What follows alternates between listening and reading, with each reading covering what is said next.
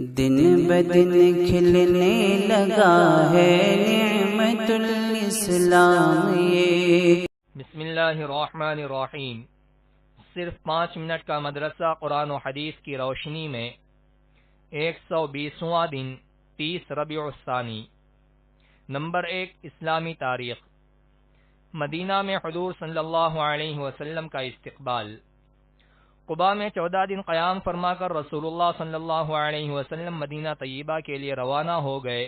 جب لوگوں کو آپ صلی اللہ علیہ وسلم کے تشریف لانے کا علم ہوا تو خوشی میں سب کے سب باہر نکل آئے اور سڑک کے کنارے کھڑے ہو گئے۔ سارا مدینہ اللہ اکبر کے نعروں سے گونج اٹھا۔ انصار کی بچیاں خوشی کے عالم میں یہ اشعار پڑھنے لگیں: طلع البدر علینا من ثنیات الوداع وجب الشکر علینا ما دعا للہ داع ایھا المبعوث فینا جئت بالامر المطاع۔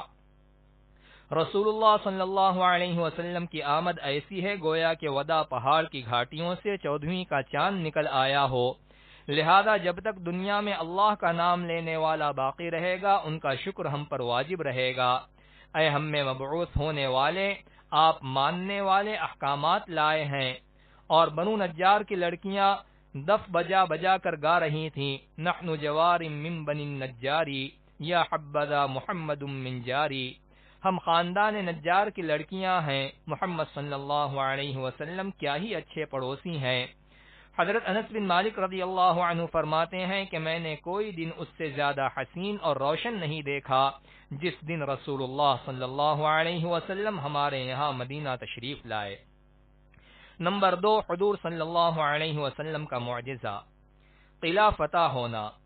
جنگ خیبر کے دن چند آدمی رسول اللہ صلی اللہ علیہ وسلم کے پاس آ کر بھوک کی شکایت کرنے لگے اور رسول اللہ صلی اللہ علیہ وسلم سے سوال کرنے لگے، لیکن حضور صلی اللہ علیہ وسلم کے پاس کوئی چیز نہ تھی تو رسول اللہ صلی اللہ علیہ وسلم نے اللہ تعالی سے دعا کی: یا اللہ، تو ان کی حالت سے واقف ہے، ان کے پاس کھانے کے لیے کچھ بھی نہیں اور نہ ہی میرے پاس ہے کہ میں ان کو دوں۔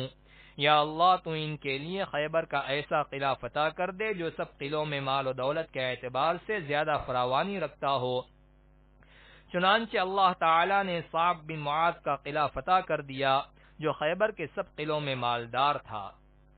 نمبر 3، ایک فرض کے بارے میں، والدین کے ساتھ اچھا سلوک کرنا۔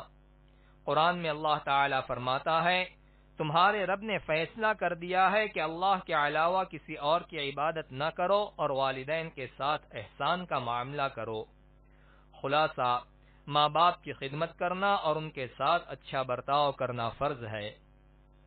نمبر 4، ایک سنت کے بارے میں، نظر بد سے بچنے کی دعا۔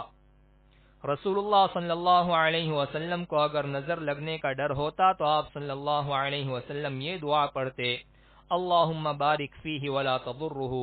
ترجمہ: اے اللہ، اس میں برکت عطا فرما اور ضرر سے بچا۔ نمبر 5، ایک اہم عمل کی فضیلت، اہل خانہ پر خرچ کرنا۔ رسول اللہ صلی اللہ علیہ وسلم نے فرمایا: جب آدمی اپنے اہل خانہ پر ثواب کی نیت سے خرچ کرتا ہے تو یہ خرچ کرنا اس کے حق میں صدقہ ہے۔ نمبر 6، ایک گناہ کے بارے میں، قرآن کا مذاق اڑانا۔ قرآن میں اللہ تعالی فرماتا ہے: جب انسان کے سامنے ہماری آیتیں پڑھی جاتی ہیں تو کہتا ہے کہ یہ پہلے لوگوں کے قصے کہانیاں ہیں۔ ہرگز نہیں، بلکہ ان کے برے کاموں کے سبب ان کے دلوں پر زنگ لگ گیا ہے۔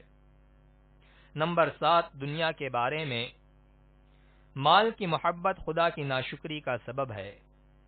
قرآن میں اللہ تعالی فرماتا ہے: انسان اپنے رب کا بڑا ہی ناشکرا ہے، حالانکہ اس کو بھی اس کی خبر ہے، اور وہ ایسا معاملہ اس لیے کرتا ہے کہ اس کو مال کی محبت زیادہ ہے۔